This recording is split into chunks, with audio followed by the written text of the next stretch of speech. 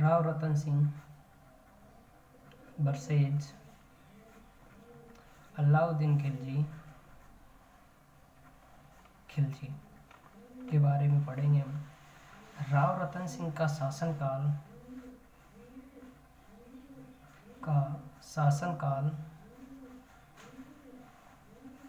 1301 से 1305 तक 1303 तक माना जाता है, सॉरी 5 नहीं 1303 तक माना जाता है। अब इसके कुछ साक्ष्य मिले कि राव रतन सिंह और अलाउद्दीन खिलजी के बीच युद्ध हुआ। इसके कुछ ग्रंथ मिले, कुछ शिलालेख मिले, तो उनके आधार पर हम बताते हैं कि राव रतन सिंह और अलाउद्दीन खिलजी के बीच में युद्ध हुआ था। पहला था पद्मावत। किसने लिखा ये? मलिक मोहम्मद जायसी ने लिखा। किसने? मलिक मोहम्मद जायसी ने लिखा। दूसरा ग्रंथ मिला पद्मिनी चरित्र। लबोध्य ने लिखा ये। साहित्यकार कौन था? लबोध्य। इतिहासकार कौन था? लबोध्य था, सॉरी साहित्यकार नहीं।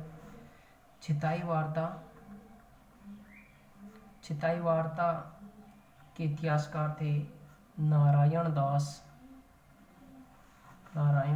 दास। चौथा ग्रंथ में गोरा बादल चौपाई, ये हेमरतन ने लिखी थी। पांचवा जो ग्रंथ मिला, जहाँ जहाँ अलाउद्दीन खिलजी आएगा वहाँ वहाँ अमीर खुसरो जरूर आएगा। खजाइन उल फतू किसने लिखा? अमीर खुसरो ने लिखा। किसने लिखा? अमीर खुसरो ने। अब क्या कारण थे कि अलाउद्दीन खिलजी ने चित्तौड़ पर आक्रमण किया, राव रतन सिंह पर अटैक किया? कारण क्या था? देखो, अलाउद्दीन खिलजी का चित्तौड़ पर आक्रमण। पहली बात थी गुजरात जा रही सेना से कर वसूलना। देखिए कैसे कर वसूला था चित्तौड़ की सेना ने। ये पड़ती है दिल्ली, ये पड़ता है गुजरात, ठीक है, और यहाँ है जालौर और यहाँ है चित्तौड़, इनकी सीमा है ये। अब यहाँ से ये यहाँ पर दिल्ली पर अलाउद्दीन खिलजी का शासन था। इसने सेना भेजी, अलाउद्दीन खिलजी ने सेना भेजी गुजरात पर अटैक करने के लिए। क्या भेजी? सेना। जब ये सेना यहाँ से दिल्ली से चलती है तो जालौर होके जाना होता है इनको सीधा, लेकिन जालौर वाले सैनिकों ने इनका रास्ता रोका और बोले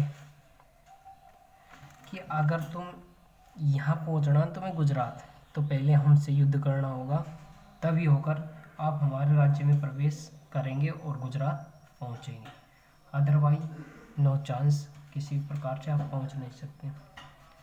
तो इन्होंने सोचा अगर यहाँ लड़ेंगे, अलाउद्दीन खिलजी की सेना ने सोचा कि अगर हम यहाँ युद्ध करते हैं तो हमारी आधी शक्ति तो यहीं ख़त्म हो जाएगी, ठीक है। तो इन्होंने युद्ध नहीं करना चाहा और ये इधर होके आ गए, घूम के आए। तो फिर यहाँ चित्तौड़ वालों की सैनिक मिले कि रुको कहाँ जा रहे हो। उन्होंने वह बताया कि हम दिल्ली से आए, अलाउद्दीन खिलजी के सैनिक है और हमें गुजरात पर अटैक करना है। बोले पहले इधर होके जाना है तो कर दो, कर क्या लगेगा? कर, रुपीज दो। इन्होंने सोचा कर देना ही बाकी बात है, इन्होंने कर दे दिया और यहाँ अटैक कर दिया। जब ये अटैक करके यहाँ जीत गए, ये अटैक करके गुजरात की सेना को तहस नहस कर दिया। किसकी सेना ने? अलाउद्दीन खिलजी की सेना ने। तो जब यहाँ से अटैक करके वापस ये यहाँ पहुँचे ना अलाउद्दीन खिलजी के पास, तो खिलजी ने पूछा कि रास्ते में कोई तकलीफ तो नहीं हुई। उन्होंने बताया कि नहीं महाराज, कोई तकलीफ नहीं हुई, लेकिन दो राज्यों ने बारी कर दी। बोले क्या बात हुआ? कि जब हम गुजरात पर अटैक करने जा रहे थे तो जालौर वालों ने हमें रास्ता नहीं दिया। बोले कि इधर होके जाओगे तो पहले हमसे युद्ध करना पड़ेगा। उसने सोचा कि अलाउद्दीन खिलजी ने सोचा कि जालौर वालों की इतनी हिम्मत, जो इतना सा राज्य और हमारा इतना बड़ा राज्य, एक मुट्ठी भर राज्य ने हमारे सैनिकों का रास्ता रोका, ये तो नहीं हो सकता। फिर दूसरी बात, और कोई तकलीफ? सैनिक बोला, सेनापति बोला कि महाराज एक और तकलीफ, हम जालौर होके नहीं गए, फिर हमने चित्तौड़ होके गए, तो चित्तौड़ वालों ने भी क्या किया? हमारा रास्ता रोका। गजब हो गई बात। तो चित्तौड़ वालों ने कहा कि कर देना पड़ेगा, जब जाके आप इधर होके गुजरात पहुंच सकते हो। हमने कर दिया। तो अलाउद्दीन खिलजी को गुस्सा आ गया। बोले कि चित्तौड़ की ये औकात कि हमसे कर लिया। इसने गुस्से में आकर कहा कि जाओ अटैक कर दो, आक्रमण कर दो, चित्तौड़ पर आक्रमण करो, अटैक करो चित्तौड़ पर। सेना तैयार। पहला कारण ये माना जाता है। दूसरा कारण माना जाता है पद्मिनी को प्राप्त करना। पद्मिनी के बारे में सुना होगा, रतन सिंह के बारे में सुना होगा, गोरा बादल के बारे में सुना होगा। अलाउद्दीन खिलजी ने अटैक किया था पद्मिनी को प्राप्त करने के कारण ये भी है, लेकिन इसका साक्ष्य हमें मात्र एक ग्रंथ में मिलता है, वो ग्रंथ है पद्मावत। पद्मावत के अनुसार, पद्मावत के अनुसार वो कैसे? एक बार क्या हुआ, इसका कारण है। दूसरा कारण था पद्मिनी को प्राप्त करना।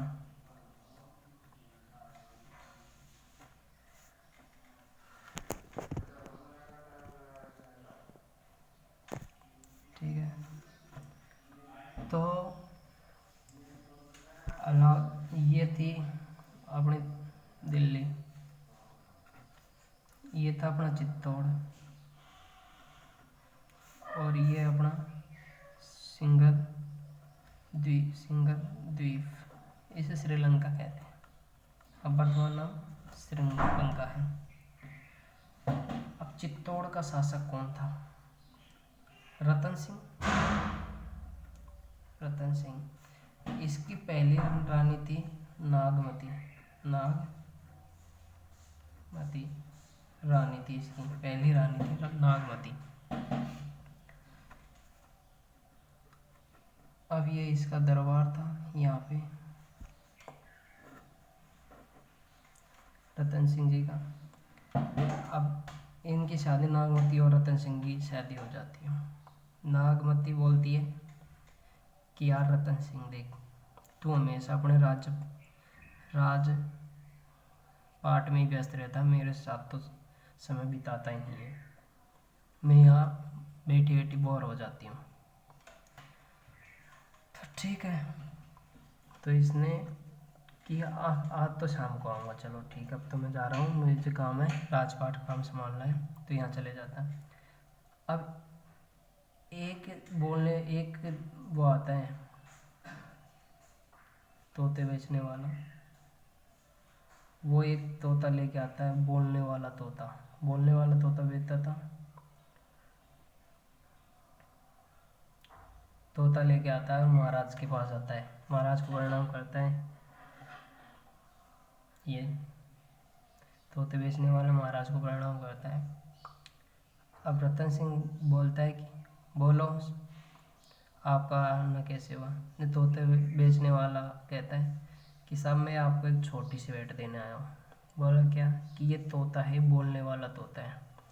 अब रतन सिंह को लगा कि यार ठीक तो है, इस तोते को मैं ले लेता हूँ। और पटवा लाते तो हाँ, बढ़िया बात है। ना पढ़ ले रे यार थोड़ा। थोड़ा बहुत जो पढ़े थे, थोड़ा बहुत पढ़वा मैं रहा था, थोड़ा बहुत तो घर ही पढ़ ले। खूब पढ़ गया तो भेजा है थोड़ा बहुत। नाग अला रतन सिंह जी ने सोचा कि यार ठीक है, नागमती का टाइम पास भी नहीं होता है और मैं इस तोते को ले लेता हूँ। अब इसने इस तोते को ले जाके नागमती के रूम में टांग दिया। अब नागमती इस तोते को देख के खुश, बोल के बोलने वाला तोता, अब तो मेरी टाइम पास खूब हो जाएगी। ठीक है, रतन सिंह जी कहते हैं अब तो खुश हो ना, इसके साथ खूब बातें करना मीठी मीठी। ठीक है, अब बहुत दिन हो गए इनको रहते रहते, इससे बात करके टाइम पास कर लेती, इससे बात करते टाइम पास कर लेती। अब एक दिन नागमती ने पूछा तोते से कि यार तोते, तू मेरी खूबसूरती के बारे में तो बताता है नहीं, मैं यहाँ की सबसे विश्व सुंदरी हूँ कहने का मतलब में। तोता बोला कि तू, अरे तेरी जैसी तो हजार पड़ी है। बोले मेरी जैसी कौन? तभी अला रतन सिंह जी आ जाता है और गेट पे खड़ा हो जाता है और इनकी बात सुनने लगता है। बोला कि सिंगल द्वीप की एक राजकुमारी है, जो पानी भी पीती है ना तो उसके गले में दिखाई देता है। बोले कि मेरे जैसी नहीं होगी। अब ये बात किसने सुनी? रतन सिंह। रतन सिंह का दिमाग खराब। रतन सिंह बोला कि सच बोल रहा है तू? ये बोला हाँ महाराज सच बोल रहा, तो चल सुबह ही चलते हैं। अब रतन सिंह को रात भर नींद नहीं आई। रतन सिंह पागल हो गया बात सुन के। अब रात में 4 बजे दोनों उठ के चल दिए, सिंगल द्वीप पहुंच जाते हैं, यहाँ पहुंच जाते हैं श्रीलंका। अब ये साधु का वेश धारण कर लेता है। कौन? रतन सिंह। रतन सिंह साधु का वेश धारण करके सिंगल द्वीप पहुंच जाता है, श्रीलंका नाम है वर्तमान, और वहाँ जाके बड़े बड़े उपदेश देता है। अब आसपास के लोगों में खबर फैल गई कि हिंदुस्तान से एक बाबा आया है और क्या बनाता है, अब भविष्य बताता है अपना। अब ये बात किसने सुनी? सिंगल द्वीप की राजकुमारी ने सुनी। किसने सुनी? राजकुमारी। राजकुमारी ने सोचा यार मैं भी तो देखूं चल के यार मेरा भविष्य। तो राजकुमारी यहाँ आती है इसके पास और इससे कहती है देखो बाबा मेरा भविष्य बताओ। इसने साधु पढ़ा तो छोड़ा, कपड़ा वपड़ा उतारे फेंके और डायरेक्ट रतन सिंह ने अपने साधु का वेश था ना पहला, वो उसे कपड़े वपड़े बनाए, दूसरे कपड़े पहने हुए थे अंदर और उनको उतार के फेंक दिया और बोला कि डायरेक्टली आई लव यू। अब पद्मनी, सिंगल द्वीप की राजकुमारी कौन थी? पद्मनी। पद्मनी का दिमाग खराब कि बोला बाप तू तो साधु है ना? बोला कि मैं तो साधु वाधु कोई नहीं हूँ, कहाँ का राजा हूँ, चित्तौड़ का राजा हूँ और मुझे उस एक तोते ने आपके बारे में बताया है और मैं तुमसे लेने आया हूँ, अपनी पत्नी बनाने आया हूँ। अब इसने सोचा यार इतनी दूर से हिंदुस्तान से मेरे लिए यहाँ गया तो दम तो है बंदे में। इसने भी बोल दिया love you too, love you too. दोनों हो गए। अब ये पद्मिनी इसको अपने घर ले जाती है। कहाँ ले जाती है इसको? घर ले आती है अपने। पद्मिनी घर ले आती है और इसका पद्मिनी के पिता का नाम था, पद्मिनी के पिता का नाम था गंधर्व सेन। गंधर्व सेन। वह माता कौन थी? चंपावती। चंपावती। इन्होंने दोनों की शादी कर दी। शादी कर दी दोनों भाई साहब। और चंपावती और गंधर सेन ने सोचा कि कहीं ये भिखारी तो नहीं आ गया कोई, वैसे ही इसको बना के ले जाए जो ज़बरदस्ती चित्तौड़ का राजा बन जाए। तो इसने इसकी रक्षा के लिए 2 बॉडीगार्ड भेजे। कौन कौन? एक गोरा और एक बादल। ठीक है, इनसे बोला जाके देख के तो आओ कहीं कोई ये भिखारी तो नहीं है, और पता नहीं उनको वैसे ही ले जाता है। ठीक है, ये आ जाते हैं यहाँ। कहाँ गए? चित्तौड़ आ गए। ये इसको भी यहाँ ले आता है, दोनों रानियों के ठौरा जाता है। अब नागमती गुस्सा में हो गई, नागमती गुस्सा में हो गई भाई साहब। अब अलाउद्दीन बहुत सॉरी रतन सिंह बोला कि देख ये तेरी बहन जैसी है, इसको भी तेरी तरह रख, ये तेरा ही हाथ में, तू बड़ी बहन है इसकी, तो इसको ना पद्मिनी को अपनी छोटी बहन की तरह रख। मैं जा रहा हूँ दरबार में, बुलावा है, कुछ काम है। अभी दरबार में चले जाता है कौन? रतन सिंह जी। अब रतन सिंह जी दरबार में चले गए और पूछा और क्या बात है, सब राजपाट तो सब सही चल रहा है ना?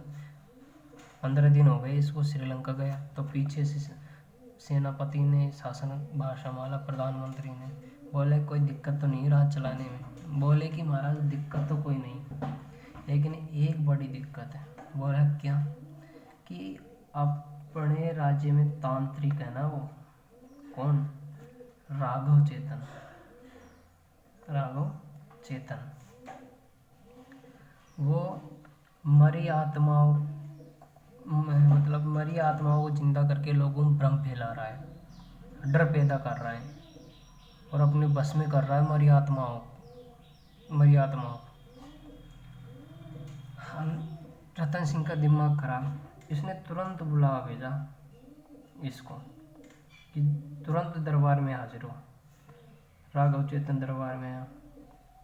अलाउद्दीन खिलजी ने कह दिया तुझे 24 घंटे की मोहलत देता हूँ, ये राज्य छोड़कर चले जा, अदरवाइज तेरी डेथ होगी मेरे हाथों, तेरी मृत्यु दंड दिया जाएगा तुझे, अगर तू राज्य छोड़ के नहीं गया तो मृत्यु दंड दिया जाएगा। अब इसने सोचा कि इसकी औकात रतन सिंह के जो बड़े दरबार में मेरी बेइज्जत कर दी, तो अब देख क्या करता हूँ। राघव चेतन सीधा यहाँ पहुँच जाता है दिल्ली पे। किसका शासन था? अलाउद्दीन खिलजी का, अलाउद्दीन खिलजी का शासन भाई साहब। अब खिलजी दरबार में बैठा हुआ, डींगे आकर बढ़िया मस्त, ये दरबार लग रहा था। बोल रहा है कि मेरे पास इतनी रानियां हैं, इतने घोड़े हैं, इतने महल है। तभी राघव चेतन आ जाता है दरबार में और यहाँ के हंसने लगता है कि देखो अलाउद्दीन खिलजी दिल्ली का सुल्तान पागल हो गया, कुछ भी नहीं है तुम्हारे पास। अलाउद्दीन खिलजी को गुस्सा आ गया कि तेरी की औकात, जो हिंदुस्तान के बादशाह से इस तरह बातें करता है। बोला कि हाँ तुम्हारे पास कुछ नहीं है। बोला क्या नहीं है मेरे पास? घोड़े है, महल है, धन है, धन संपत्ति है, इतनी रानी है, और क्या चाहिए? कि बोला कुछ नहीं है। पहली बात बोला कि तेरे पास चित्तौड़ जैसा दुर्ग है क्या? चित्तौड़ जैसा दुर्ग है क्या? बोला कि नहीं।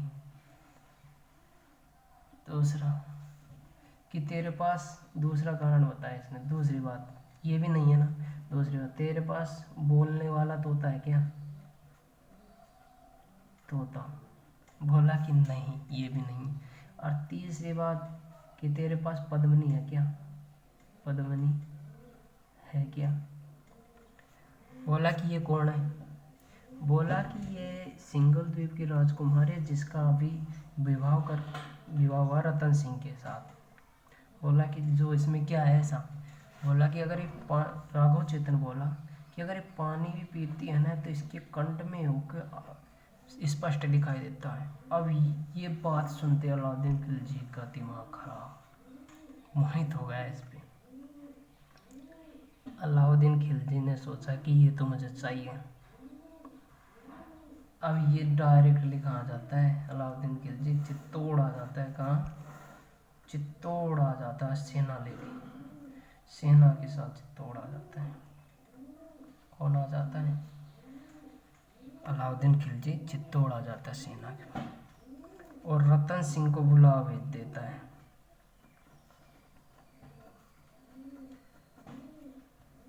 बुला भेज देता है कि नागमती वो चंपावती हमें, पद्मनी को हमें लौटा दो, पद्मनी मुझे चाहिए। अब ये खबर किसे लगी? रतन सिंह के पास पहुंची कि पद्मनी किसे चाहिए? अलाउद्दीन। इसका दिमाग खराब। किसका? ये सेना लेके आ गए यहाँ अलाउद्दीन खिलजी बात सुनते और इसने संदेश पहुंचा दिया यहाँ कि पद्मनी चाहिए मुझे। कौन चाहिए? पद्मनी। अब रतन सिंह का दिमाग खराब है साहब। रतन सिंह बोला कि पद्मनी को तो किसी हालत में नहीं दूंगा। अगर फिर ये संदेश अगर बोला कि अगर पद्मनी नहीं देता है ना तो ऐसे कर मुझे उसकी शक्ल ही दिखा दे। उसने सोचा कि फिर दरबार में गया और सब लोगों के साथ बात शेयर की कि ये बात है, अलाउद्दीन खिलजी पद्मनी को लेना चाहता है, मैंने मना कर दिया। फिर उसने कहा कि पद्मनी को देखना ही चाहता हूँ मैं। अब यहाँ बात हुई, बोला कि कोई बात नहीं है महाराज, ये पद्मनी का महल था, यहाँ एक दर्पण लगाओ, ये अपना तालाब है, यहाँ पद्मनी को बैठाओ, यहाँ से उसका प्रतिबिंब खा पड़ेगा, इस तालाब में पड़ेगा और यहाँ अलाउद्दीन खिलजी और आप अलाउद्दीन खिलजी को पानी में दिखा देना। उसने बात तो सही है। अलाउद्दीन खिलजी को बुलावा भेजा गया महल के अंदर से।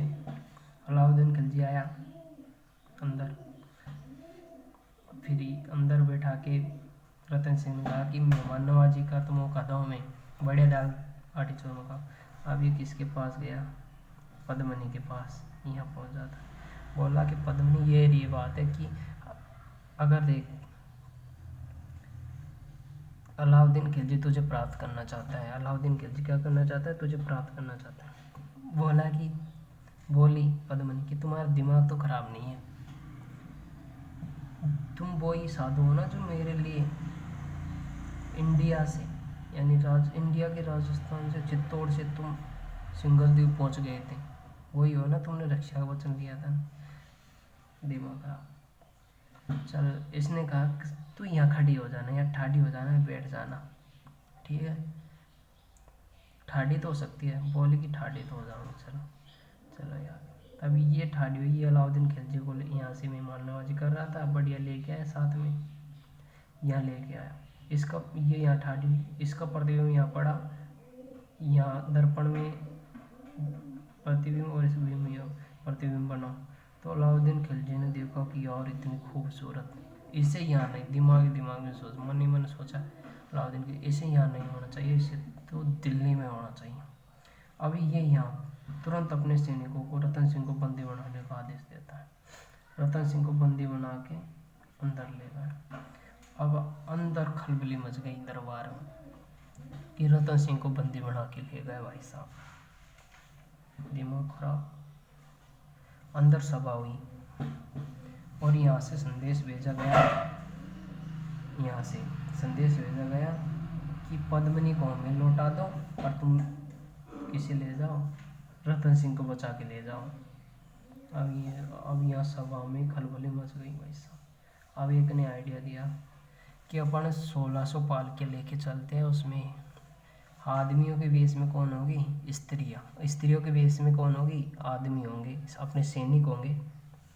ये संदेश पहुंचा दिया यहाँ कि ऐसे रेशम रानी ने ऐसा कहा कि मैं अकेली नहीं आऊँगी, 1600 रानियों के साथ आऊँगी, 1600 दासियों के साथ आऊँगी। अलाउद्दीन खिलजी ने कहा कि ले आओ, उसका तो दिमाग खराब हो रहा है तो उसे देख लेना। अलाउद्दीन खिलजी ने कि ले आओ तुम तो।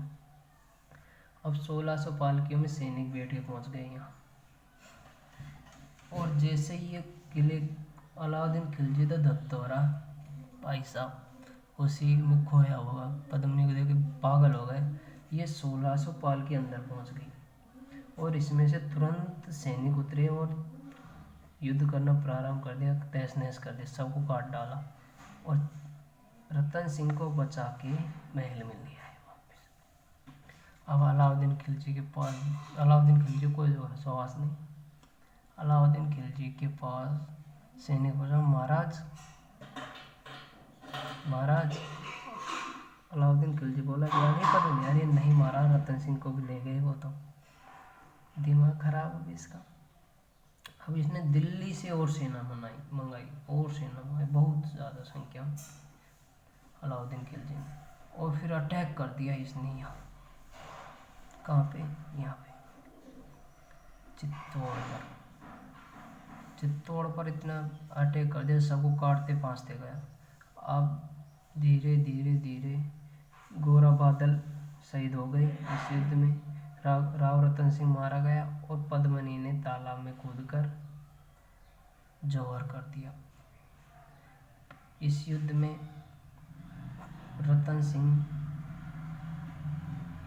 का केसरिया प्लस रानियों का जौहर हुआ,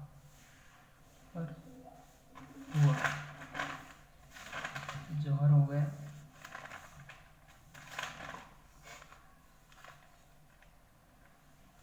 इस युद्ध का आंखों देखा वर्णन किसने किया? हमीर खुसरो ने किया। हमीर खुसरो ने किया। चित्तौड़ का पहला शाखा हुआ ये 1303 में। और चित्तौड़ का नाम बदल के क्या रख दिया? खिजराबाद। चित्तौड़ का नाम बदल के क्या रख दिया? खिजराबाद। 1301 में पहला शाखा हुआ था, ये ध्यान रखना। और 1303 में अटैक किया था इसने, अलाउद्दीन खिलजी ने यहाँ